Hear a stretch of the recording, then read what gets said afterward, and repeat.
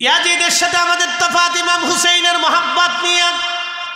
আমরা শুধু আল্লাহর রাসূলকেই মহব্বত করি না, তার প্রত্যেকটা অঙ্গ প্রত্যঙ্গ এবং কি নবীজির চুল মুবারক, দাড়ি মুবারক, নখ মুবারক, চাদর মুবারক, এমনকি আল্লাহর হাবিবের পবিত্র পাগড়ি মুবারকের একটা সুতা মুবারককে আমরা সম্মান করি। কথা বলেন ঠিক কিনা? বন্ধু আমার, এটা যদি হয় আমাদের বিশ্বাস, আমাদের ভালোবাসা, তাহলে ইমাম হুসাইন রাদিয়াল্লাহু আনহুকে আমরা ভালোবাসি। বাবাজি, ইমাম হুসাইনকে মহব্বতকে কেন্দ্র করে ইয়াজিদের সাথে আমাদের দ্বন্দ্ব হলো। পুরা পৃথিবীর সব আলেমরা ইয়াজিদকে লানত দিল, লানাতুল্লাহি আলাইহি, তার উপরে আল্লাহর পক্ষ থেকে লানত আসবে। কিন্তু আমাদের অপোজিট একদল মুসলমান, তারাও কোরআন পড়ে, হাদিস পড়ে এবং বিদ্যা শিখে, তারা বলতেছে ইয়াজিদু রহমাতুল্লাহি আলাইহি। জোরে বলা যাবে কি নাউজুবিল্লাহ? এখানে ইমানের ব্যাপার, এখানে মহব্বতের ব্যাপার। কেউ যদি রসুল ভালোবাসে, সে হুসাইনকে ভালোবাসবে। কেউ যদি বলে আমি আল্লাহ মানি, তাহলে হুসাইনকে মানতে হবে। ইয়াজিদের সাথে আমাদের দ্বন্দ্ব হলো একখানে, সেখানটা সে ইমাম হুসাইনকে দুশমনি করলো, কষ্ট দিল, হত্যা করলো, শহীদ করলো, তার পরিবারকে লাঞ্ছনা করলো, বঞ্চিত করলো। কিন্তু এই কথা শোনার পরে আমাদের অন্তরে বারবার ব্যথা করতে লাগলো। আল্লাহর কোরআন, যাদের সম্পর্কে কোরআন আমার আল্লাহ বলে দিলেন, ইন্নামা ইউরিদুল্লাহু লিইউযহিবা আনকুমুর রিজসা আহলাল বাইতি ওয়া ইউতাহহিরুকুম তাতহীরা। সাচ্চে মুসলমান ওরা, নামে মুসলমান। সাচ্চে মুসলমান ওরা, নামে মুসলমান। ইমানদারের ইমান নিয়ে করছে যারা খেলা, ওরাই তো আসলে ইয়াজিদেরই চেলা। ঠিক কিনা? দাড়ি টুপি পাগড়ি আছে, দেখতে মাওলানা, ভিতরে নাই নবী প্রেম, ইয়াজিদে ভরা।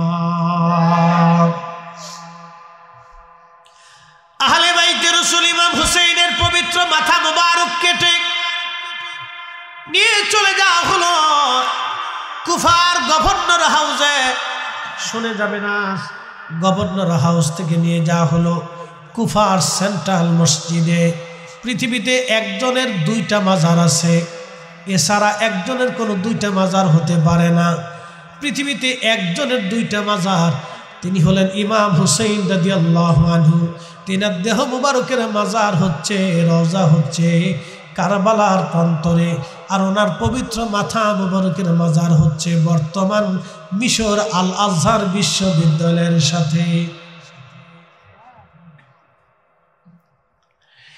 একজনের দুইটা মাজার, মাথা মুবারক কেটে নিয়ে যাওয়া হলো কুফার গভর্নর সেন্ট্রাল মসজিদের ভিতরে। উবাইদুল্লাহ ইবনে জিয়াদ ওই মসজিদের ইমাম ছিলেন, খতিব ছিলেন এবং তিনি কুফার গভর্নর ছিলেন। উবাইদুল্লাহ ইবনে জিয়াদ তিনি মসজিদের মধ্যে গেলেন, মিম্বরে বসলেন। আহলে বাইতে রাসূলের পবিত্র মাথা মুবারক সে তার মিম্বরের নিচে, তার মাথা মুবারক তার পায়ের সামনে রেখে দিয়েছে। সেই দিন হাজার হাজার মুসলমান, কুফার হাজার হাজার মুসলমান সেই দিন ইমাম হুসাইন রাদিয়াল্লাহু আনহুর সামনে, উবাইদুল্লাহ ইবনে জিয়াদের সামনে, পবিত্র মাথা মুবারকের সামনে বসে আছে। তখন উবাইদুল্লাহ একটা ভাষণ দিয়ে বলেন, হে মুসলমানেরা, আমিরুল মুমিনিন ইয়াজিদের বিজয় আল্লাহ দিয়েছে, আর মিথ্যাবাদী হুসাইনের পরাজয় আল্লাহ দিয়েছে। একবার জোরে বলা যাবে কি নাউজুবিল্লাহ? হাজিরিন, কোন পৃথিবীর কোন সৃষ্টির সাথে আল্লাহর প্রেম হয় নাই। আল্লাহর প্রেম হয়েছে মানুষের সাথে, জিনদের সাথে আল্লাহর প্রেম হয় নাই। যদি জিনদের সাথে প্রেম হতো, তাহলে জিনদের মধ্যে হুজুর গাউসে পাক পাওয়া যাইত। কথা বুঝেন নাই মনে হয়? বুঝে যায়। জিন্দের ভিতরে হুজুর গাউসে পাক পাওয়া যাইতো, জিন্দের ভিতরে খাজা বাবা আজমিরি পাওয়া যাইতো, জিন্দের ভিতরে শাহজালাল ইয়ামানি পাওয়া যাইতো, জিন্দের ভিতরে মুজাদ্দিদ আল ফসানি সরহিন্দি পাওয়া যাইতো, জিন্দের ভিতরে আশিক রসুল ফতেহ আলী রসুল নামাকে পাওয়া যাইতো, জিন্দের ভিতরে খাজা বাহাউদ্দিন নকশবন্দ বুখারী পাওয়া যাইতো, জিন্দের ভিতরে ইমাম আজম পাওয়া যাইতো, জিন্দের ভিতরে ইমাম আহমদ পাওয়া যাইতো, জিন্দের ভিতরে হযরত ইমাম মালিক আশিক রসুল পাওয়া যাইতো, জিন্দের ভিতরে ইমাম আবু ইদ্রিস শাফিঈ পাওয়া যাইতো। জিন্দের ভিতরে অলি পাওয়া যায় নাই, তার মানে জিন্দের সাথে আল্লাহর প্রেম হয় নাই। কথা কোন ঠিক কিনা? আল্লাহর প্রেম হয়েছে মানুষের সাথে, আমাদের সাথে। আবার আমাদের শাস্তি বড় কঠিন। আল্লাহ বানাইলেন কত জাতি,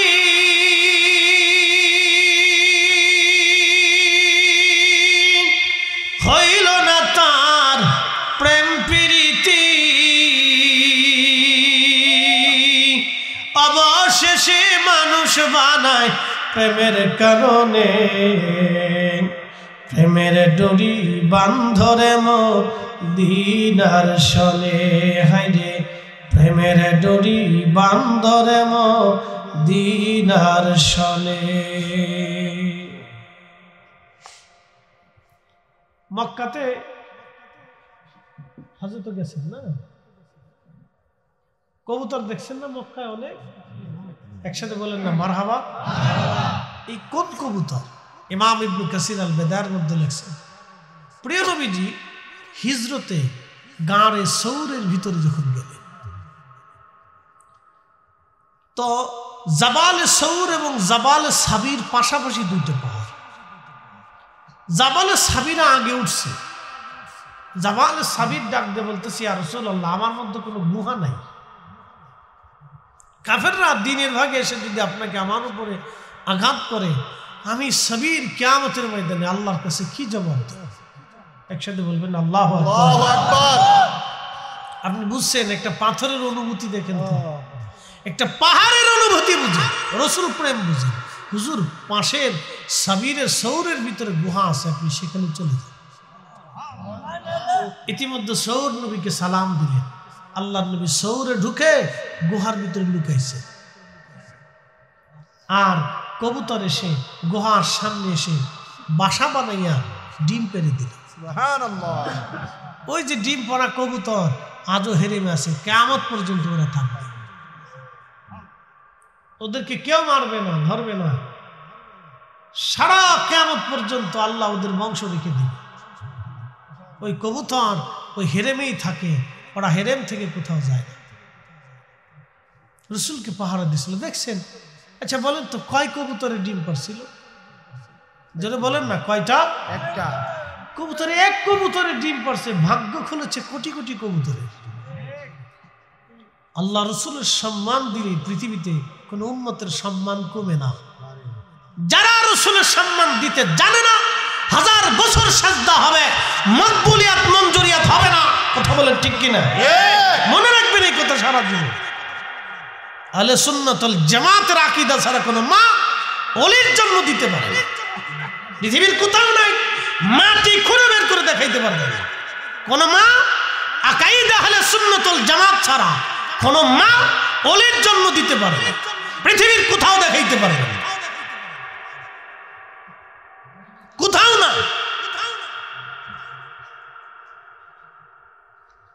সেজদা হবে, নামাজ হবে, কিন্তু আল্লাহ মিলবে না, রসুল পাবে না। প্রিয় উপস্থিতি, কবুতর ডিম পেড়ে দিল, সেই কবুতরের বংশধর আজও হেরেমের ভিতরে, আজও হেরেমের ভিতরে কবুতর, কিয়ামত পর্যন্ত এই কবুতর ওখানেই থাকবে। শুধু রসুলকে মহব্বত করার কারণে একদল কবুতরের ভাগ্য খুলে গেল, একদল কবুতরের ভাগ্য খুলে গেল রসুলকে মহব্বত করার কারণে। ব্যাং ইব্রাহিম আলাইহিস সালামের আগুনের পাশে দাঁড়ায়া পিছনটা ঘুরাইয়া ব্যাং পেশাব সারে। আল্লাহ ডাক দিলেন, ব্যাং রে কি জন্য তুমি পেশাব সারো? আল্লাহ তো সবই জানে। বলে রাব্বি ইব্রাহিমের আগুন নিবাই। বলে ব্যাং তোর এই পেশাবে কি আগুন নিবি?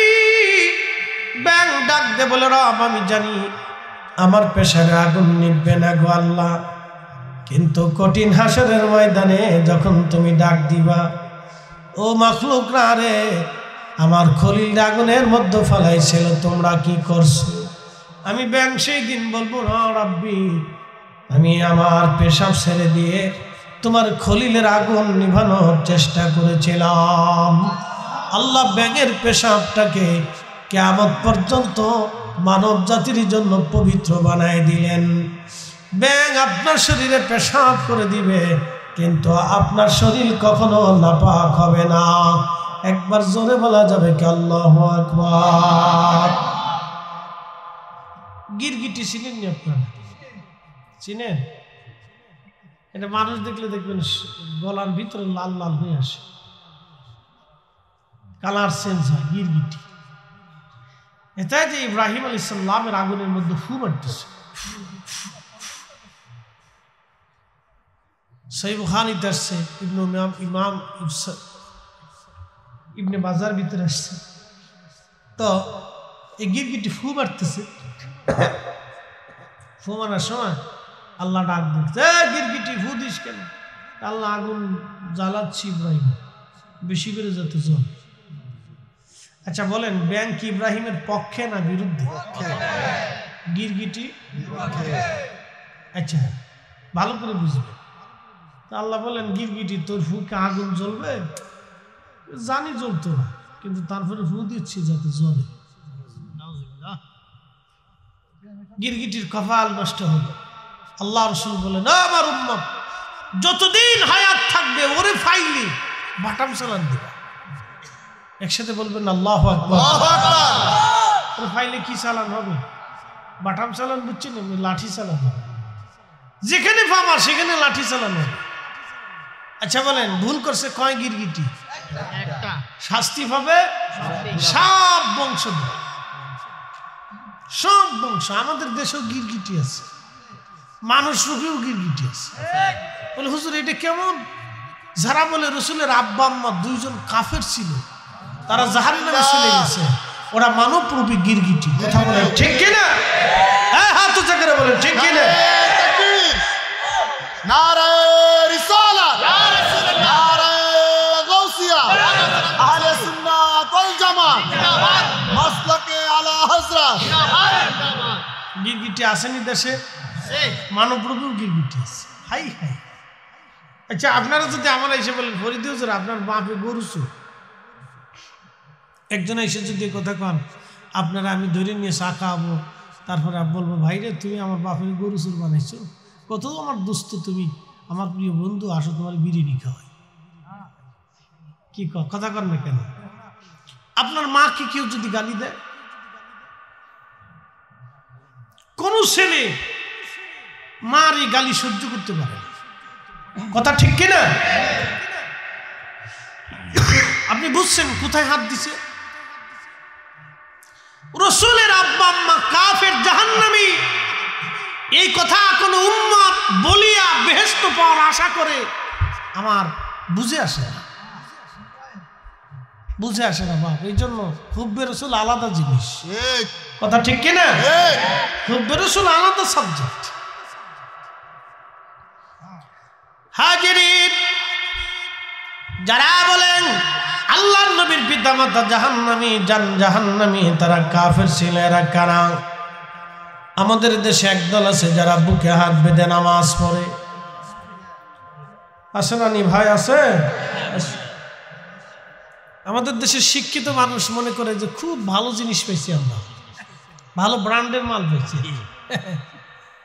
খুব উপরে চকচক চকচক করে দেখবেন, উপরে দারুণ চকচক, এদের হুজুরদের চেহারা চকচক করে, দারুণ চকচক করে, জব্বা চকচক করে, তাদের মাথার উপরে যে এটা ঘুমটি থাকে এটা খুব চকচক করে, হ্যাঁ খুব চকচক, দাড়ি দেখবেন চকচক, তাদের সব চেহারাও চকচক, খুব বালা। খুব সকসং, খুব ব্র্যান্ডের মাল পাইছে। আমরা মনে করি যে খুব ব্র্যান্ডের মাল পাইছে, খালি খুব আমরা সৈয়দিস মানে, আর কিচ্ছু মানে আল্লাহর কোরআন এবং সৈয়দিস মানে। এরা এমন ভাব লইছে যে হেরাই শুধু সৈয়দিস মানে, আর আমরা জীবনে সৈয়দিস কোনোদিন চিনিও না, বুঝিও না, এটা দেখলেন কি ভাব লইছে রে বাপ রে বাপ। আচ্ছা, আপনাদেরকে একটা প্রশ্ন করি, জবাব দিবেন তো।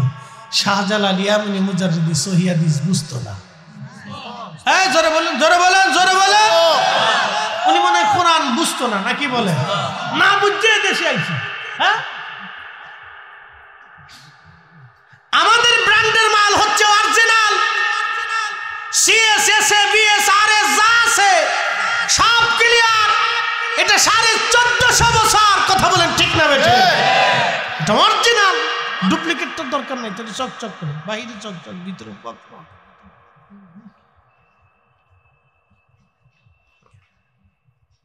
দুর্গারামপুরবাসী, বাঞ্ছারামপুরবাসী মনোযোগ দিবেন। বিশ্ববিখ্যাত আমাদের এই পৃথিবীতে 5-6 জন ব্যক্তি আল্লাহর কোরআন এবং রসুলের সুন্নাহ মোতাবেক রাষ্ট্র পরিচালনা করেছেন, এরপরে আর কেউ পারে নাই। একজন আবু বকর, ওমর, উসমান, আলী, ইমাম হাসান রিদওয়ানুল্লাহি তাআলা আলাইহিম আজমাইন, এবং এরপরে আরেকজন এসেছিলেন, তার নাম ওমর ইবনে আব্দুল আজিজ, যাকে দ্বিতীয় ওমর বলা হয়। ইসলামের প্রথম মুজাদ্দিদ, পরিপূর্ণ আল্লাহর আইন এবং রসুলের সুন্নাহ ভিত্তিক তাম পৃথিবীর রাষ্ট্র পরিচালনা করেছিলেন।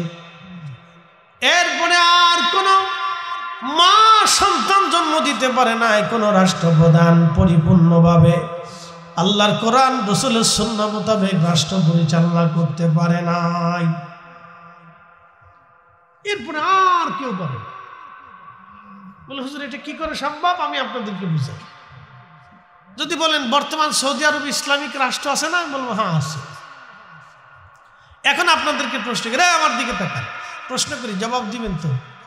সৌদি আরব কি বিশ্ব ব্যাংকের আওতার ভিতরে না আওতার বাইরে? যদি বলেন না, না একসাথে বলেন। তাদের ব্যবসা বাণিজ্য, লেনদেন, বিনিয়োগ, আমদানি রপ্তানি, তেল বিক্রি, এই সব অস্ত্র শস্ত্র কেনা বেচা, এটা সেটা, সারা পৃথিবীর অর্থনৈতিক পরিসংখ্যান, তারা কি বিশ্ব ব্যাংকের আওতার ভিতরে না বাইরে? তাহলে বিশ্ব ব্যাংক কি সুদ মুক্ত না সুদ যুক্ত? তাহলে সুদ যুক্ত যদি হয়ে থাকে, তাহলে সৌদি আরবে এটা মুক্ত না। আপনি ঠিক বললেও ঠিক, না ঠিক বললেও ঠিক, এটাই ঠিক। যদি বলেন এটা ছাড়া আমরা দেশ চালাবো, তাহলে বেগুন আপনাকে 1000 টাকা কেজি খেতে হবে, পারবেন না, দুর্ভিক্ষ হবে বাংলাদেশে। বলে কারণ কি?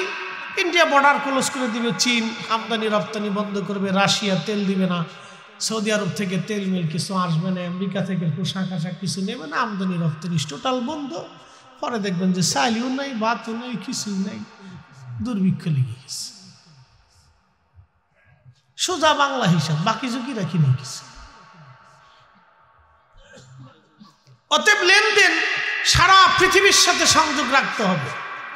ইন্ডিয়া থেকে শুরু করে পৃথিবীর সব দেশের সাথে সুসম্পর্ক রাখতেই হবে আপনাকে।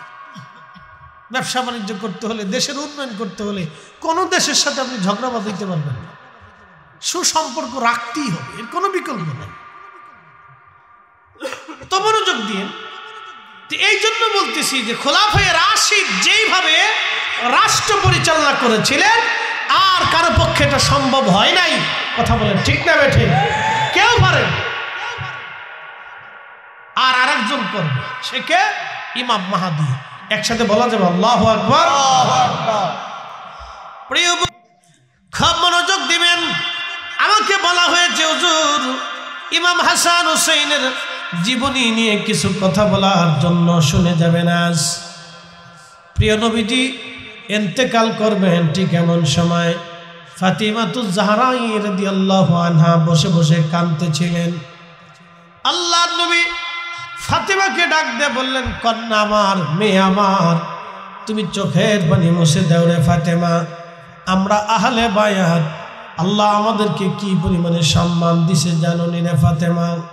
ফাতেমা রে, তোমার বাবার মতো সম্মানিত সারা সৃষ্টি জগতের মধ্যে আর কেউ নাই। তোমার আব্বাকে আল্লাহ হাবিবুল্লাহ বানিয়েছেন, সর্বোচ্চ মাকামে মাহমুদের সম্মান তোমার বাবাকে দিয়েছেন। একবার জোরে বলা যাবে কি মারহাবা। শ্রেষ্ঠ নবী দিলাম রে তরিয়ে নিতে রোজ হাসরে, পথ না ভুলি তাই তো দিলে, পথ না ভুলি তাই তো দিলে, পাক কুরআনের বাণী খুদা তোমার মেহেরবানি। সুন্দর ফল সুন্দর ফল মিঠা নদীর পানি, খুদা তোমার মেহেরবানি। মনোযোগ দিন দুর্গাপুরবাসী, দুর্গারামপুরবাসী, ফাতেমাতুজ জাহরাকে নবীজি বলতেছেন, ফাতেমা তুমি তোমার চোখের পানি মুছে দাও। ফাতেমা রে, আমাদের পরিবারকে আল্লাহ এত সম্মান দিয়েছেন, তোমার বাবার পরিবারের মতো এত দামি পরিবার পৃথিবীতে আর কারো পরিবার তুমি পাবা না। ফাতেমা, এই পরিবারের মতো এত সম্মানিত পরিবার আর হবে না, কোনদিন আর হয় নাই। ফাতেমা, আমাদের পরিবারকে আল্লাহ এত সম্মান দিয়েছে, আমার চাচাকে আমার আল্লাহ সাইয়্যিদুশ শুহাদা করেছে, সমস্ত শহীদদের সর্দার বানিয়েছে। আমার চাচা আমির হামজাকে আল্লাহ সাইয়্যিদুশ শুহাদা বানাইছে, সব শহীদদের সর্দার আমার আল্লাহ বানিয়েছে। ফাতেমা রে, তোমার চোখের পানি তুমি মুছে দাও। ফাতেমা, আল্লাহ রাব্বুল আলামিন, আহা, আমার একটা চাচাতো ভাই আল্লাহ দুনিয়াতে দিয়েছে, তার নাম জাফর। মুতার প্রান্তরে আমার জাফর শহীদ হয়েছিল। আমার জাফর কালেমার পতাকা উড্ডীন রাখার জন্য আমার জাফর দুইটা হাত কাফেররা তার কেটে ফেলে দিয়েছিল। হাতের বদৌলতে আমার জাফরের দুইটা হাতের বদৌলতে আমার আল্লাহ আমার জাফরকে দুইটা পাখা বানিয়ে দিয়েছে। ওই পাখা দিয়ে উড়ে উড়ে আমার জাফর আল্লাহর জান্নাতের যেখানে খুশি সেখানে পাখা দিয়ে উড়ে উড়ে আমার জাফর উড়ে বেড়ায়। আল্লাহ, ফাতেমারে, আমার এই পরিবারের চাইতে এত বড় দামি পরিবার আল্লাহর কাউকে দেয় নাই। ফাতেমা, তুমি শুনে রাখো রে ফাতেমা, আল্লাহ তোমার একটা স্বামী দিয়েছে। ফাতেমা রে, তোমার স্বামী আমি নবী পছন্দ করি নাই, তোমার স্বামীর ব্যাপারে আমার আল্লাহ নিজে পছন্দ করেছে। তোমার বিয়েটা আমি নবী নিজে দেই নাই, এটা আল্লাহর পছন্দ অনুযায়ী হয়েছে। একবার জোরে বলা যাবে কি আল্লাহু আকবার। ফাতেমা, চোখের পানি মুছে দাও। আল্লাহ তোমাকে সাইয়্যিদাতুন নিসাই আহলিল জান্নাহ বানিয়েছে। সারা সৃষ্টি জগতের যত জান্নাতের রমণী কুল আছে সবার সর্দারিনী তোমাকে আল্লাহ বানাইছে রে ফাতেমা। চোখের পানি তুমি মুছে দাও রে ফাতেমা, কাঁদবে না। আল্লাহ তোমার দুইটা সন্তান দিয়েছে, একটা সন্তানের নাম হাসান আর একটা সন্তান হুসাইন। ফাতেমা রে, আল্লাহ তোমার দুইটা সন্তানকে এমন সন্তান বানাইছে কোন মায়ের গর্ভে আল্লাহ এই সন্তান দেয় নাই। আল হাসান আল হুসাইন সাইয়্যিদা শাবাবি আহলিল জান্নাহ। আমার হাসান আর হুসাইন দুইজন জান্নাতের যুবকদের সর্দার। একবার জোরে বলা যাবে কি মারহাবা। আল্লাহুম্মা সাল্লি আলা সাইয়্যিদিনা মাওলানা মুহাম্মদ ওয়া আলা আলি সাইয়্যিদিনা।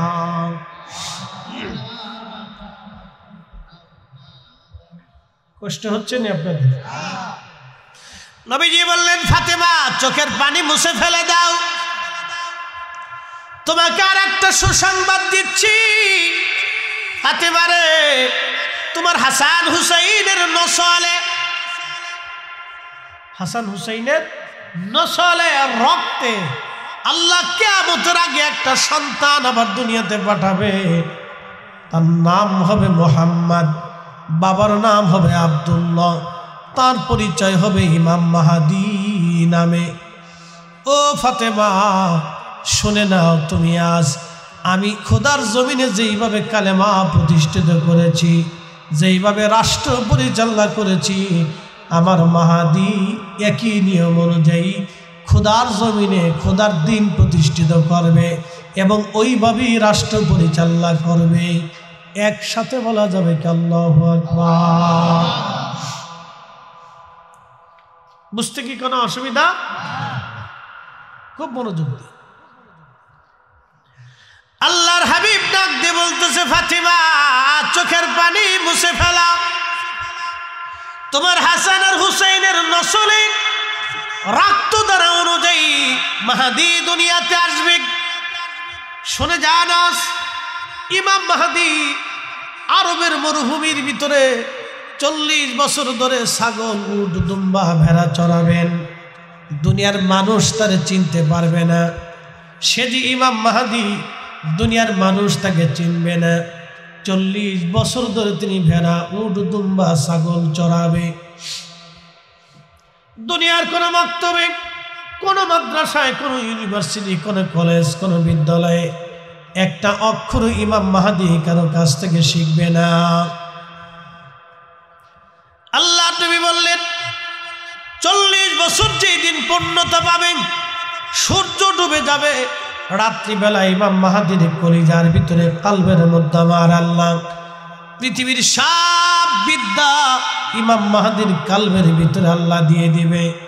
উলুমুল হাদিস, উলুমুল ফিকহ, উলুমুত তাফসীর, আল্লাহ যুদ্ধবিদ্যা, দার্শনিকতা, রাষ্ট্র পরিচালনা, সমস্ত বিদ্যা আল্লাহ ইমাম মাহাদির কালবের ভিতরে আল্লাহ দিয়ে দিবে। একটা কথা এখান থেকে বুঝে যাবেন, এক রাতে সব বিদ্যা আল্লাহ তাকে দিবে। যদি মাহাদিকে এক রাতে সব বিদ্যা আল্লাহ দিয়ে দেন, তাহলে আপনারা বলেন তো আমার রসুলের বিদ্যা কেমন বিদ্যা ছিল, আমার নবীর এলেম কেমন এলেম ছিল। আজকে ওরা কারা যারা আমার রসুলের এলেম নিয়ে প্রশ্ন তুলে 1000 বছর ইবাদত হবে, জান্নাত হবে না? কথা বলেন ঠিক কিনা?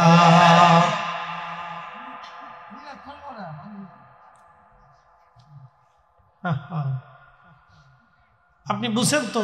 এখন প্রশ্ন করে আমার দিকে তাকান। ডান বাম হবে না, বসেন। ডান বাম হবে না, বলেন মাহাদি দিয়া নবী না নবী দিয়া মাহাদি? আমরা নবী দিয়া না নবী আমাদেরকে দিয়ে? জোরে বলেন, নবী দিয়ে আমরা, আমাদেরকে দিয়া রসুল না। বলেন মদিনা দিয়া নবী না নবী দিয়া মদিনা?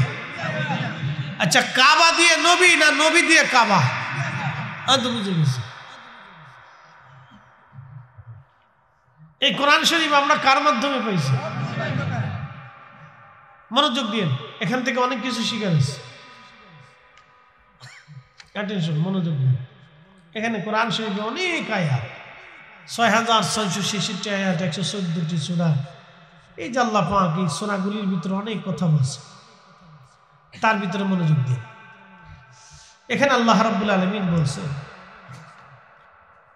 উলাইকা আলা হুদাম মির রাব্বিহিম ওয়া উলাইকা হুমুল মুফলিহুন।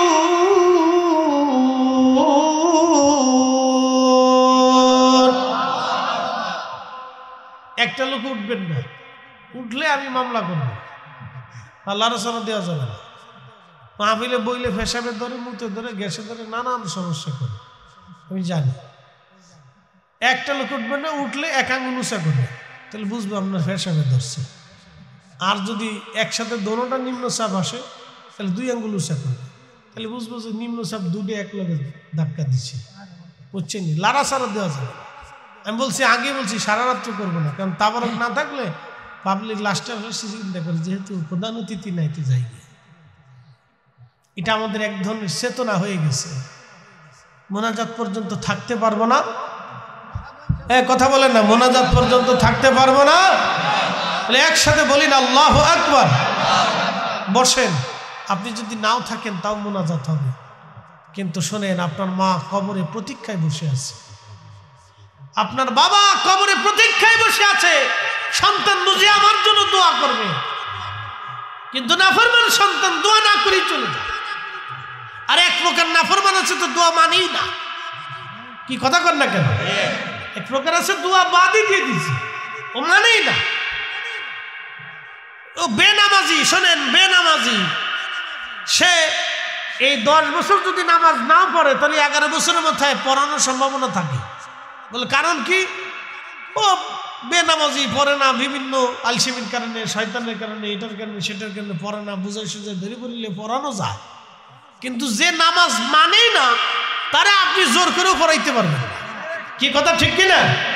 যে দোয়া আলসেমির কারণে করে না তারে টুকটাক কম বেশি একটু করানো যাবে, আর যে দোয়া মানে না ও মরার আগ দিন পর্যন্ত দোয়া করে না, কি কথা কোন ঠিক কিনা? এই জন্য যে মানে না তার সাথে আমাদের যুদ্ধ, যে মানে না তার সাথে যুদ্ধ।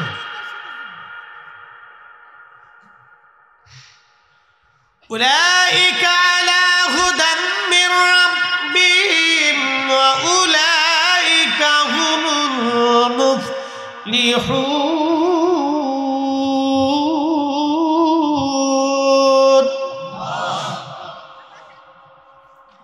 এই যে কালামগুলি, কথাগুলি আমরা বলি নাই, আল্লাহর নিজের জবানের কালাম। আলিফ লাম মিম, আলিফ লাম রা, ইয়াসিন, তাহা, নুন, কাফ হা ইয়া আইন সাদ। এইরকম যতগুলি হারফে মুকাত্তা আছে, বিচ্ছিন্ন হরফগুলি সব আল্লাহ তার রাসূল কারীমের কলবের মধ্যে নিক্ষেপ করলেন। এখন আপনাদেরকে বলি, জবাব দিবেন। যখন কোরআন শরীফ নবীজির কলবে আসলো, কোন রাস্তা দিয়ে আসছে দেখা যায় নাই, কে পাঠাইলো তাকেও দেখা যায় নাই, কিন্তু যখন কোরআন কলবে মুবারকের মধ্যে এসেছে, কোরআন নাজিল শেষ হয়ে যাওয়ার পরে নবীজি বললেন, ও আমার উম্মতেরা, সাহাবীরা শোনো, দালিকাল কিতাবু লা রাইবা ফীহি হুদাল লিল মুত্তাকিন। ও হ্যাঁ, এমন এক কিতাব যে কিতাবের মধ্যে কোনো সন্দেহ নাই, সংশয় নাই, সেই কিতাবটা হলো মুত্তাকিনদের জন্য হেদায়েত। তখন একটা সাহাবীও দাঁড়ায় বলে নাই, হুজুর কোন রাস্তা দিয়ে কোরআন আসলো দেখলাম না, আল্লাহ দেখলাম না, তাহলে এই কথাগুলি আমরা কেমনে মেনে নেব? এটা কি আল্লাহর কথা নাকি আপনার কথা? ওগো নবী, আমরা মানতে পারলাম না। কোন সাহাবী কথা বলে নাই, বিনা বাক্যে বিনা শর্তে রাসূল বলেছে এটা কোরআন, সাহাবীরা মেনে নিয়েছে এটা কোরআন। কথা বলেন ঠিক কিনা? বলেন, সাহাবীরা কি আগে কোরআন চিনেছে না রাসূল চিনেছে? যারা বলেন, আগে আল্লাহ চিনেছে না রাসূল চিনেছে? রাসূল চিনেছে। কোন পাহাড় দেখে, পর্বত দেখে, কারো চেহারা দেখে সাহাবায়ে কেরাম আল্লাহ চিনে নাই, আল্লাহ চিনেছে রাসূল দেখে, আখিরাত বুঝেছে রাসূল দেখে। এই কোরআনে আল্লাহ ওয়াজ করছে না? কষ্ট হইতেছে আপনাদের? বুঝে যান, 2 মিনিটে বুঝে যান। আল্লাযীনা ইউমিনুনা বিল গায়বি ওয়া ইউকিমুনাস সালাতা ওয়া মিম্মা রাযাকনাহুম ইউনফিকুন। আল্লাহর কোরআনে আল্লাহ বলতেছে, হুজুর তারা সফল কাম হবে, তারা কামিয়াব হবে কারা? সর্বপ্রথম ইউমিনুনা বিল গায়ব, গায়েবের উপরে যারা ঈমান আনবে, যেটা পঞ্চ ইন্দ্রিয় দ্বারা দেখা যায় না, ধরা যায় না, ছোঁয়া যায় না। যেমন আগামীকাল কি হবে আমরা জানি না, কবরে কি হবে আমরা দেখি না, হাসরে কি হবে আমরা দেখি নাই, আল্লাহ আছে আমরা দেখি নাই, ফেরেশতা আছে দেখি নাই, কেরামান কাতিবিন আছে দেখি নাই, ফেরেশতা মুনকার নেকির কবরে আসবে দেখি নাই, আজরাইল আসছে দেখা যায় না, জিবরাইল আসছে দেখা যায় না, কুরআন কোন রাস্তা দিয়ে আসলো দেখা গেল না। তখন আল্লাহর নবী সাহাবীরা একটা বাক্য বলে নাই, তারা বিনা বাক্যে আল্লাহর এই কথাগুলি রসুলের জবান দিয়া বিশ্বাস করে নিছে। তার মানে আগে তারা নবী মানছে। কথা কন না কেন? আগে কারে মানছে? রসুল মানছে। জোরে বলেন কাকে মানছে? রসুল মানছে। নবী দেখে আল্লাহ চিনে ফেলছে, আখিরাত বিশ্বাস করছে যে কবরে সওয়াল জবাব হবে, রসুল বলছে এটাই ঠিক, নবী বলছে এটাই ঠিক। তার মানে আল্লাহ রসুলের প্রতি তাদের 100% পিওর বিশ্বাস ছিল। কি কথা কন না? রসুল মানছে। আপনাকে আরো বুঝুন, والذين يؤمنون بما أنزل إليك وما أنزل من قبلك,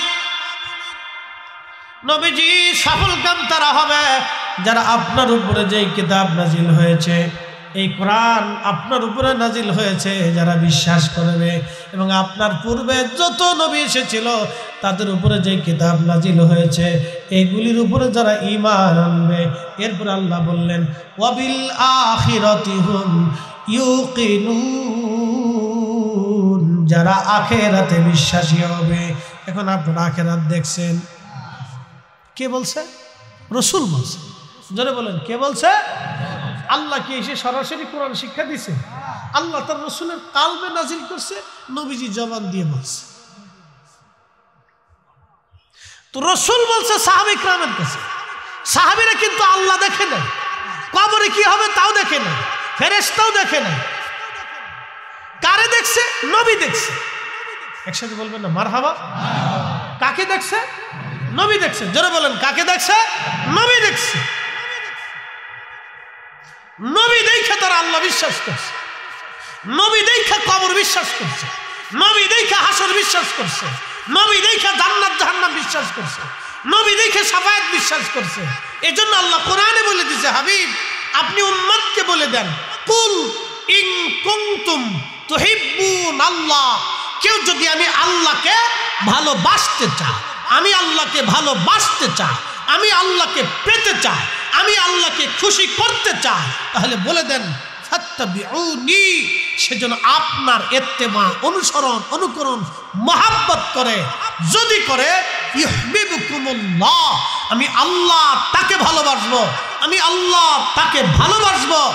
একসাথে ভালো যাবেন আল্লাহু আকবার। নবী মানলে কাকে মানা হয়? নবী পাইলে কাকে পাওয়া হয়?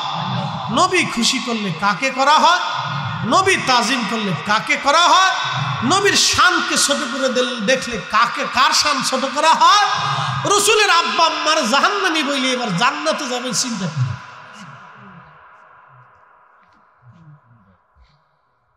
এর উপরে দলিল আমি আর দিতে পারবো না। ওয়াজ করলে কি লাভ, শুনলে কি লাভ? ওয়াজ করলে কি লাভ, শুনলে কি লাভ? লাভ হবে তার আমলে, আমলেও লাভ হবে না নবী প্রেম না থাকলে দিলে। ঠিক কিনা? নবী প্রেম থাকলে দিলে লাভ হবে কম আমলে। সুপারিশ করবেন নবী রোজ হাসরের ময়দানে। জ্ঞানী যারা বুঝে তারা শুধু ইশারায়, নাদানের বুঝাইতে পরে আছে কে কোথায়। জ্ঞানীর মতো জ্ঞানী হলে অল্প কথাই বুঝে, কসুর মতো কসু হলে অল্প জালে সিজে। কথা কন ঠিক কিনা? বিশ্ববিখ্যাত বাদশা ওমর ইবনে আব্দুল আজিজের জমানাতে এক লোক গভর্নর, খলিফা তাকে ডাকলেন, তুমি আসো। খলিফার সামনে বসার পরে বললেন, গভর্নর, মুসলমানদের গুরুত্বপূর্ণ পদে একজন কাফেরকে তুমি কি করে দায়িত্ব দিতে পারো? অর্থাৎ তখন তো মুসলিমদের খেলাফত, ধরেন গোয়েন্দা ডিভিশনের প্রধান, একজন কাফেরকে যদি করা হয় তাহলে রাষ্ট্রের গুরুত্বপূর্ণ গোপন তথ্যগুলি কাফেরদের কাছে চলে যাবে। তখন রোমানদের সাথে যুদ্ধ চলতেছিল, পার্সিয়ানদের সাথে যুদ্ধ চলতেছিল। ওমর ইবনে আব্দুল আজিজ বললেন, তুমি কি করে একজন কাফেরকে দায়িত্ব দাও? তখন গভর্নর বলল, হ্যাঁ খলিফাতুল মুসলিমিন, আল্লাহ আপনাকে মাফ করে দিন। আপনি কি জানেন না রাসূলের আব্বা আম্মা কাফের ছিল? শোনেন, আমার দিকে তাকান, ভালো করে শুনুন। তখন ওমর ইবনে আব্দুল আজিজ রাদিয়াল্লাহু আনহু, যাকে মুসলমানদের দ্বিতীয় ওমর বলা হয়, ইসলামের প্রথম মুজাদ্দিদ, ইসলামের প্রথম মুজাদ্দিদ, কোনো মা ওমর ইবনে আব্দুল আজিজ আর জন্ম দিতে পারবে না। তখন তিনি বলতেছিলেন, ঠিকই বলে, লিসানাক, তোর জিভ কেটে ফেলতাম, তোর জিভ কেটে ফেলতাম, তোর হাত কেটে ফেলতাম, তোর পা কেটে ফেলতাম। তুই রাসূলের আব্বা আম্মাকে কাফের বলতেছিস। তার অনুভূতি দেখছেন, ঈমান দেখছেন? তোর জিভ কেটে ফেলতাম, তোর হাত কেটে ফেলতাম, তোর পা কেটে ফেলতাম, তুই রাসূলের আব্বা আম্মাকে কাফের বলতেছিস। দোহানো প্রমাণ, মুসলমানদের গুরুত্বপূর্ণ গভর্নরি পদে তোকে রাখাই যাবে।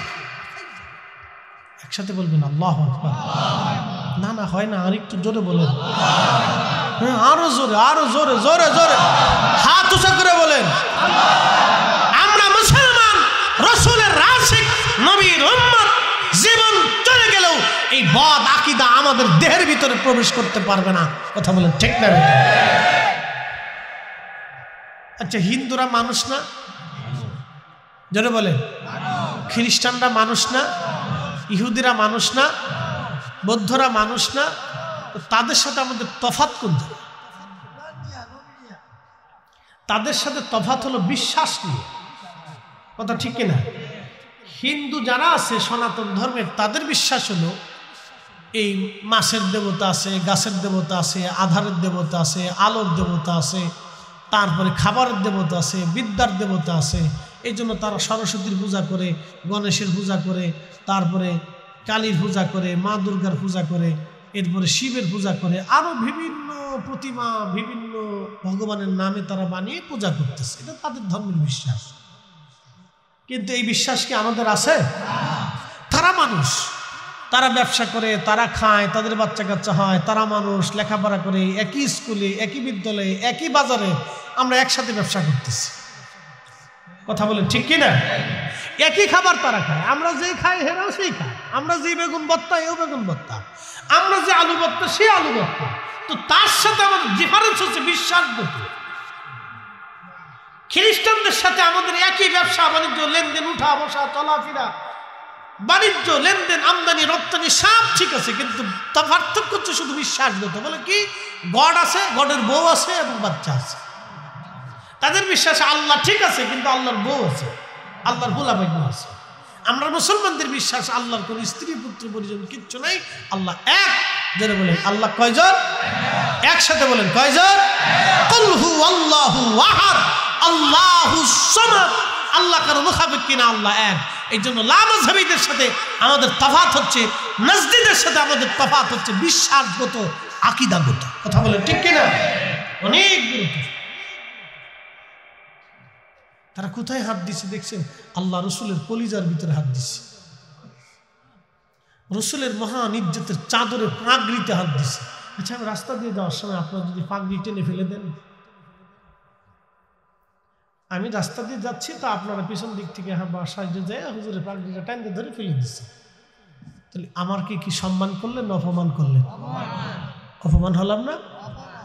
তো আল্লাহ রসুলের ইজ্জতের চাদর টেনে টেনে আপনি আল্লাহকে খুশি করতে চান নাকি? এত বলদ মুসলমান কি করে হয়? এই পুরা কোরআনটা আমরা যার কালবের মাধ্যমে পাইছি। আল্লাহু আকবার। প্রত্যেকটা সাহাবী রসুল দেখে আল্লাহ চিনেছে। কি কথা বল না কেন? রসুল দেখে আল্লাহ চিনেছে। আচ্ছা বলেন, এখন আসেন, ইয়াজিদের সাথে আমাদের দ্বন্দ্ব কোথায়? জমি নিয়ে, টাকা পয়সা নিয়ে। তো ইয়াজিদ আল্লাহ মানে আমরাও মানি, ইয়াজিদ কোরআন মানে আমরাও মানি, ইয়াজিদ নবী মানে আমরা মানি। কিন্তু ইয়াজিদের সাথে আমাদের তফাৎ হচ্ছে ইমাম হুসাইনকে মোহাব্বত নিয়ে। কথা বলেন ঠিক কিনা? ইয়াজিদের সাথে আমাদের তফাৎ ইমাম হুসাইনের মোহাব্বত নিয়ে। আমরা শুধু আল্লাহ রসুলকে মোহাব্বত করি না, তার প্রত্যেকটা অঙ্গ প্রত্যঙ্গ এবং কি নবীজির চুল মোবারক, দাড়ি মোবারক, নখ মোবারক, চাদর মোবারক, এমনকি আল্লাহর হাবিবের পবিত্র পাগড়ি মোবারকের একটা সুতা মোবারককে আমরা সম্মান করি। কথা বলেন ঠিক কিনা? বন্ধু আমার, এটা যদি হয় আমাদের বিশ্বাস, আমাদের ভালোবাসা, তাহলে ইমাম হুসাইন রাদিয়াল্লাহু আনহুকে আমরা ভালোবাসি। বাবাজি, ইমাম হুসাইনকে মহব্বতকে কেন্দ্র করে ইয়াজিদের সাথে আমাদের দ্বন্দ্ব হলো। পুরা পৃথিবীর সব আলেমরা ইয়াজিদকে লানত দিল, লানাতুল্লাহি আলাইহি, তার উপরে আল্লাহর পক্ষ থেকে লানত আসবে। কিন্তু আমাদের অপোজিট একদল মুসলমান, তারাও কোরআন পড়ে, হাদিস পড়ে এবং বিদ্যা শিখে, তারা বলতেছে ইয়াজিদু রহমাতুল্লাহি আলাইহি। জোরে বলা যাবে কি নাউজুবিল্লাহ? এখানে ইমানের ব্যাপার, এখানে মহব্বতের ব্যাপার। কেউ যদি রসুল ভালোবাসে, সে হুসাইনকে ভালোবাসবে। কেউ যদি বলে আমি আল্লাহ মানি, তাহলে হুসাইনকে মানতে হবে। ইয়াজিদের সাথে আমাদের দ্বন্দ্ব হলো একখানে, সেখানটা সে ইমাম হুসাইনকে দুশমনি করলো, কষ্ট দিল, হত্যা করলো, শহীদ করলো, তার পরিবারকে লাঞ্ছনা করলো, বঞ্চিত করলো। কিন্তু এই কথা শোনার পরে আমাদের অন্তরে বারবার ব্যথা করতে লাগলো। আল্লাহর কোরআন, যাদের সম্পর্কে কোরআন আমার আল্লাহ বলে দিলেন, ইন্নামা ইউরিদুল্লাহু লিইউযহিবা আনকুমুর রিজসা আহলাল বাইতি ওয়া ইউতাহহিরুকুম তাতহীরা। সাচ্চে মুসলমান ওরা, নামে মুসলমান। সাচ্চে মুসলমান ওরা, নামে মুসলমান। ইমানদারের ইমান নিয়ে করছে যারা খেলা, ওরাই তো আসলে ইজিদেরই চেলা। ঠিক কিনা? দাড়ি টুপি পাগড়ি আছে, দেখতে মাওলানা, ভিতরে নাই নবী প্রেম, ইয়াজিদে ভরা। আহলে বাইতে রাসূল ইমাম হুসাইনের পবিত্র মাথা মোবারক কেটে নিয়ে চলে যাওয়া হলো কুফার গভর্নর হাউসে। শুনে যাবে না, গভর্নর হাউস থেকে নিয়ে যাওয়া হলো কুফার সেন্ট্রাল মসজিদে। পৃথিবীতে একজনের দুইটা মাজার আছে, এছাড়া একজনের কোনো দুইটা মাজার হতে পারে না। পৃথিবীতে একজনের দুইটা মাজার, তিনি হলেন ইমাম হুসাইন রাদিয়াল্লাহু আনহু। তিনার দেহ মুবারকের মাজার হচ্ছে, রওজা হচ্ছে কারবালার প্রান্তরে, আর ওনার পবিত্র মাথা মুবারকের মাজার হচ্ছে বর্তমান মিশর আল আজহার বিশ্ববিদ্যালয়ের সাথে। একজনের দুইটা মাজার, মাথা মুবারক কেটে নিয়ে যাওয়া হলো কুফার গভর্নর সেন্ট্রাল মসজিদের ভিতরে। উবাইদুল্লাহ ইবনে জিয়াদ ওই মসজিদের ইমাম ছিলেন, খতিব ছিলেন, এবং তিনি কুফার গভর্নর ছিলেন। উবাইদুল্লাহ ইবনে জিয়াদ তিনি মসজিদের মধ্যে গেলেন, মিম্বরে বসলেন। আহলে বাইতে রাসূলের পবিত্র মাথা মুবারক সে তার মিম্বরের নিচে, তার মাথা মুবারক তার পায়ের সামনে রেখে দিয়েছে। সেই দিন হাজার হাজার মুসলমান, কুফার হাজার হাজার মুসলমান সেই দিন ইমাম হুসাইন রাদিয়াল্লাহু আনহুর সামনে, উবাইদুল্লাহ ইবনে জিয়াদের সামনে, পবিত্র মাথা মুবারকের সামনে বসে আছে। তখন উবাইদুল্লাহ একটা ভাষণ দিয়ে বললেন, হে মুসলমানেরা, আমিরুল মুমিনিন ইয়াজিদের বিজয় আল্লাহ দিয়েছে, আর মিথ্যাবাদী হুসাইনের পরাজয় আল্লাহ দিয়েছে। একবার জোরে বলা যাবে কি নাউজুবিল্লাহ? ঠিক তখনই মসজিদের ভিতরে হাজার হাজার মুসলমান, একটা মুসলমানের জবানে কোনো প্রতিবাদ ছিল না, সবাই মুখ বুজে বসেছিল।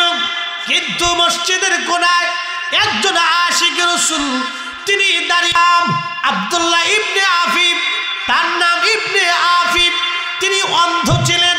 মসজিদের কোনায় দাঁড়িয়ে ডাক দিয়ে বললেন, হে মারজানার ছেলে, হে মারজানার ছেলে, হে মারজানার ছেলে, আজ তুই কাকে কাকে মিথ্যাবাদী বলিস? তিনি আমার রসুলের আওলাদ, আহলে বাইতে রাসূল, আহলে বাইতে রাসূল, তিনি আমার নবীর আওলাদ, আর তুই আমিরুল উসমানকে আমিরুল মুমিনিন বানাইয়া আমার নবীর আওলাদকে আজ মিথ্যাবাদী বলেছিস। এ মর্যাদার ছেলে, আল্লাহর কসম করে বলি, আমি ইবনে আফিফের চোখ যদি ভালো থাকতো, আমি যদি অন্ধ না হতাম, আজকে এই মসজিদের মধ্যে তোকে কতল করতাম, হত্যা করতাম, প্রতিশোধ আমি নিতাম। একবার জোরে বলা যাবে কি আল্লাহু আকবার?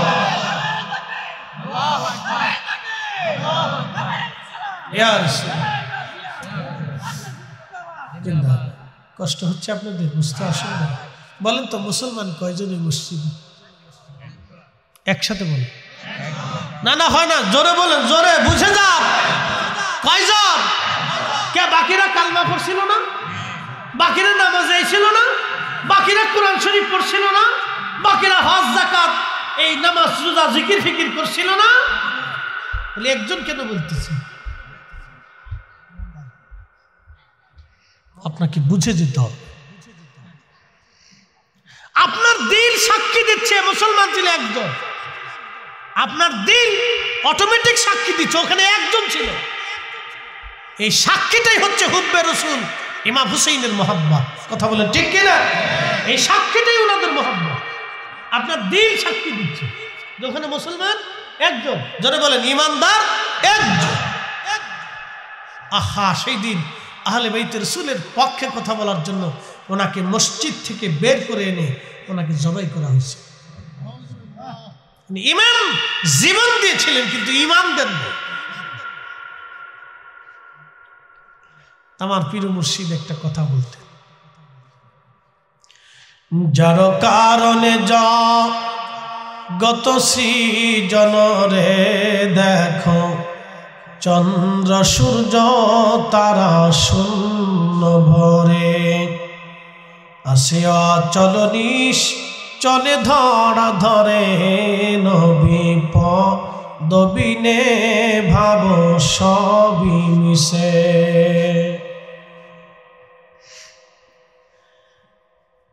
আহা, সৃষ্টি আসমান জমিন পৃথিবী সব চলমান, যার কারণে তামাম পৃথিবী সৃষ্টি হলো।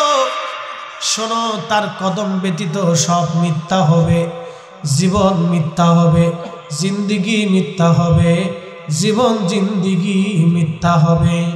আজ অথবা কাল আমরা সবাই আল্লাহর দরবারে চলে যাব। ওয়া ইন্না ইলাইহি রাজিউন, আমরা সবাই ফিরে চলে যাব আল্লাহর কাছে। ইবনে আফিফ আল্লাহর কাছে চলে গেল, কিন্তু তিনি হুব্বে রসুল নিয়ে কবরে চলে গেল, হুব্বে রসুল নিয়ে কবরে চলে গেল। হযরত ইমাম হুসাইনের পবিত্র মস্তক কুফার সেন্ট্রাল হাউসে নিয়ে যাওয়া হলো। উবাইদুল্লাহ ইবনে জিয়াদ একটা লাঠি দিয়ে মাথার মধ্যে বাড়ি মারতেছিল, মুখের মধ্যে টুকা মারতেছিল, চোখের মধ্যে আঘাত করতেছিল, আর বলতেছিল, হুসাইন বুঝতে পারলি ইয়াজিদের সঙ্গে যুদ্ধ করার ফলাফল কি হয়? হুসাইন বুঝতেই তো পারলা। এখন ওই মজলিসের ভিতরে হাজার হাজার মুসলমান সবাই সরকারি সুবিধা নেওয়ার জন্য আসছে, কিন্তু নবীর একজন সাহাবী ছিলেন, তার নাম যায়েদ ইবনে আরকাম রাদিয়াল্লাহু আনহু। তিনি যুবককালে আল্লাহ নবীর দরবারে দীর্ঘদিন কাটিয়েছিলেন। যখন ইমাম হাসান হুসেইন দেখতে ছোট, খেলাধুলা করতেন, কোলে পিঠে করে নবী নিয়ে ঘুরে বেড়াইতেন, তখন যায়েদ ইবনে আরকাম যুবক ছিলেন। ইমাম হুসেইন যখন বয়স হয়ে গেল, তারা যখন শহীদ হলেন, তখন যায়েদ ইবনে আরকাম বৃদ্ধ হয়ে গেছেন। লাঠির উপরে ভর দিয়ে, বৃদ্ধতার কারণে লাঠির উপরে ভর দিয়ে ধীরে ধীরে এক নজর ইমাম হুসাইনকে দেখার জন্য আসছে। উনি ছোটকালে দেখেছিলেন রসুল কোলে নিয়ে, পিঠে নিয়ে মদিনার অলিগুলি দিয়ে আল্লাহর নবী হুসাইনকে নিয়ে ঘুরে বেড়াইতেন। যায়েদ ইবনে আরকাম লাঠির উপরে ভর দিয়ে আসছে। আসার পরে দেখে উবাইদুল্লাহ ইবনে জিয়াদ অপমান করতেছে। তখন যায়েদ ইবনে আরকাম চোখের পানি ছেড়ে দিয়ে গর্জন ছেড়ে বলেন, হে উবাইদুল্লাহ ইবনে জিয়াদ, তোমার লাঠি তুমি সরাও, আমি রাসূলের সাহাবী, আমি যায়েদ ইবনে আরকাম বলতেছি, আমি নবীর সাহাবী যায়েদ ইবনে আরকাম বলতেছি। হে উবাইদুল্লাহ তোমার লাঠি সরাও, তুমি কোথায় লাঠির আঘাত করো জানো না? আমি রাসূলের সাহাবী যায়েদ ইবনে আরকাম বলতেছি, আমি বহুবার দেখেছি ওই মুখের মধ্যে আমার রাসূল চুমা লাগাইতো। আমি বহুবার দেখেছি ওই মাথা কোলের মধ্যে নিয়ে নবী ঘুরে বেড়াইতো। আমি বহুবার দেখেছি ওই কপালে রাসূল চুমা লাগাইতো। আমি যায়েদ ইবনে আরকাম দেখেছি যারা কান্না করলে রাসূল সহ্য করতে পারত না।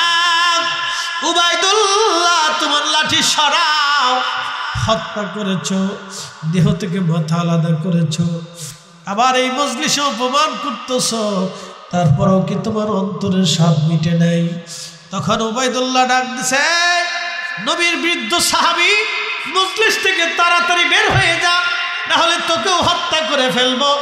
যায়েদ ইবনে আরকাম ডাক দিয়ে বলতেছে, এ মারজানার ছেলে, আমি রাসূলের সাহাবী, একবার শহীদ কেন, হাজার বারও যদি জীবন যায়, হাজার বারও যদি আল্লাহ জীবন দেয়, হাজার বারও যদি আমি শহীদ হয়ে যাই, হাজার বার যদি আল্লাহ আমাকে জীবন দেয়, আবার আমি শহীদ হব, তারপরও আমি শাহাদাতকে বরণ করে নেব।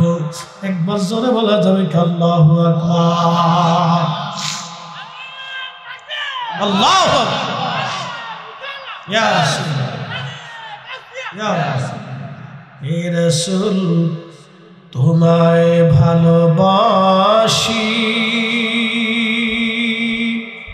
অন্তরে শুধু মুখে নয়, জান্নাতের আশায় নয় রাসূল, জাহান্নাম কেউ ডরি না।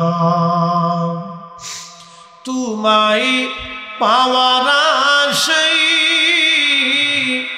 মন ছুটে যায় মদিনায়, তোমায় পাওয়ার আশায় মন ছুটে যায় মদিনায়, এ আশিক দিদার দাও না, আর দূরে থাকিও না, এ আশিক দিদার দাও না, আর দূরে থাকিও না। হে রাসূল তোমায় ভালোবাসি, অন্তরে শুধু মুখে নয়, জান্নাতের আশায় নয় হে রাসূল, জাহান্নাম কেউ ডরি না। আল্লাহুম্মা সাল্লি আলা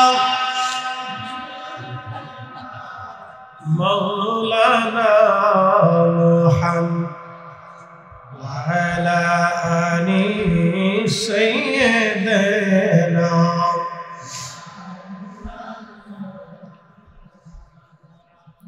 হাজিরিন, অবশ্যই ফিরে যাব আল্লাহর কাছে। কার কাছে ছিলাম? কার কাছে চলে যাব? কার কাছে? আল্লাহর কাছে ফিরে চলে যাব। অবশ্যই অবশ্যই আল্লাহর কাছে ফিরে চলে যাব। যেহেতু যাওয়াই লাগবে, সেহেতু হুব্বে রাসূল নিয়ে যেতে হবে। কথা কোন ঠিক কিনা? যেহেতু যাওয়া লাগবে, কার কাছে? আল্লাহর কাছে। জোরে বলেন, কার কাছে? যেহেতু আল্লাহর কাছে যেতেই হবে, অতএব হুব্বে রাসূল নিয়ে যেতে হবে। কথা ঠিক কিনা? আল্লাহ বললেন, সুম্মা তুরাদ্দুনা ইলা আলিমিল গায়বি ওয়াশ শাহাদাত। তোমরা আমি আল্লাহর কাছে চলে আসবে, কিন্তু আসবে তো ও বান্দা, আমি আল্লাহ তোমাদের গোপনে গোপনে প্রকাশ্য প্রকাশ্যে সব আমি আল্লাহ জানি। ফায়ুনাব্বিউকুম বিমা কুনতুম তা'মালুন। তোমরা দুনিয়াতে যাহা আমল করতে আমি আল্লাহ সব তোমাদেরকে সেই দিন দেখাবো। যেহেতু ফিরে যেতে হবে আল্লাহর কাছে, সেহেতু নিয়ে যেতে হবে হুব্বে রাসূল ঈমান। কথা বলেন ঠিক না বেঠে? হুব্বে রাসূল নিয়ে যাওয়া লাগবে। প্রিয় উপস্থিতি ভাই আমার, অবশ্যই চলে যাওয়া লাগবে। দাদা চলে গেল, ফিরে আসে নাই। মা চলে গেল, ফিরে আসে নাই। মনোযোগ দিবেন, চোখের সামনে থেকে বহু মানুষ চলে গেল, কেউ আর ফিরে আসলো না। এখন প্রশ্ন করি, জবাব দিবেন। যাকে নিয়ে যাওয়া হলো তাকেও দেখা গেল না। বলে আপনার ভিতরে যে আছে তাকে নিয়ে যাওয়া হবে, কেউ দেখবে না। কোন রাস্তা দিয়ে নেওয়া হলো রাস্তাও দেখা গেল না। যিনি নিলেন মালাকুল মউত তাকেও দেখা গেল না, কিন্তু নিয়ে গেল সত্য। চলে গেল সত্য, নিয়ে গেল সত্য। যার হুকুমে নিল সেও সত্য, যেই জগৎ নিল কবর ওটাও সত্য। এই জন্য কোরআন বলছে অবিল আখিরাতি হুম ইউকিনুন, তোমাদেরকে আখিরাতে বিশ্বাসী হওয়া লাগবে। কারণ তুমি ওই আখিরাতেই চলে আসবা, অবশ্যই জগতে আসতে হবে। কোনো সার হবে না, মালাকুল মউত থেকে কোনো ফেরত আসা হবে না, কোনো সুযোগ হবে না, কেউ রাখতে পারবে না। কত বড় বড় ধনী রাজা বাদশাহ যাদেরকে পাহারা দিত লক্ষ লক্ষ সৈন্যরা, তাদের মাঝ থেকে মালাকুল মউত তাকে নিয়ে চলে গেল, কেউ ধরে রাখতে পারে নাই, কেউ ধরে রাখতে পারে নাই, কেউ ধরে রাখতে পারে। আমরাও চলে যাব আল্লাহর কাছে। একদিন মাটির ভিতরে হবে ঘরে, মন আমার কেন বান্ধ দালান ঘর, মন আমার কেন বান্ধ দালান ঘর। বন্ধু আমার খুব মনোযোগ দিবেন। হাজিরিন, অবশ্যই আল্লাহর কাছে চলে যাব। আমরা কি নিয়ে যাব? দুইটা জিনিস নিয়ে যাওয়া লাগবে। 1 নম্বর ঈমান, 2 নম্বর আমল। ঠিক কিনা? 1 নম্বর ঈমান, 2 নম্বর আমল। এই দুইটা জিনিস ছাড়া কবরে গেলে আর কোনো উপায় নাই।